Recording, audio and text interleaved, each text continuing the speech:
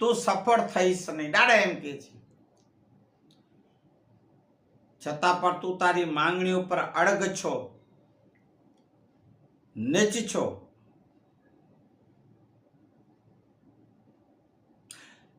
મારા વચન પ્રમાણે હું તારે મારો વચન પૂર્ણ થાય, તારી માંગણી પૂરી કરું તો સાંભળ.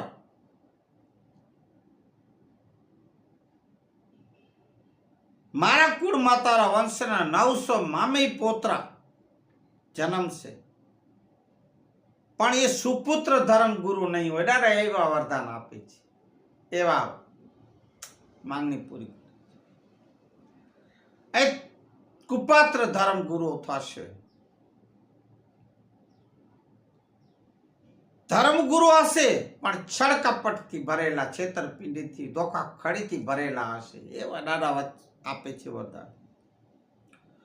ખોટી રીતે સમાજને આવડે માર્ગે દોરવશે, છળ કપટ કરીને પૈસા પણ જોગે મારે કેવું ન જોઈએ, પણ આજના સમયમાં દાદાની આ વાત સાચી પડી રહી છે. અમુક આવા લોકો છે, લાલચી ને લોભી. આવા અમુક ધર્મ ગુરુઓ છે, એ વાત સાચી છે. જે ખરેખર દાદાના સાચા વંશજ છે, ધર્મ ગુરુઓ સાચા છે, સમાજને સવડે માર્ગે, સન્માર્ગે, સદમાર્ગે લઈ જાય, જ્ઞાન કથન સાચો માર્ગ બતાવે, એને તો મારા કોટી કોટી પ્રણામ. પણ આવા દાદા કહી ગયા મામાઈ પોતરા છે, થશે એટલે છે જ. આવા ઘણા એ પોતપોતાની જે કેટેગરીમાં આવતા હોય એ ધર્મગુરુઓ સમજી લેજો.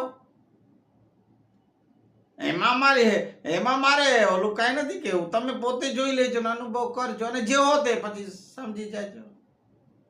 મારે શું કામ કોઈના નામ દેવા? સમાજને ખબર છે ને પોતે પોતાને ધર્મગુરુઓને ખબર હશે કે હું કઈ કેટેગરીમાં છું.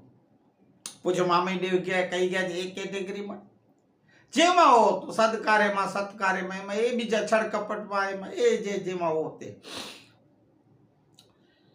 તો ખોટી રીતે પૈસા પડાવશે સમાજ પાસેથી, અને સમાજ ઉપર બોજ થઈ અને એની ઉપર પડશે.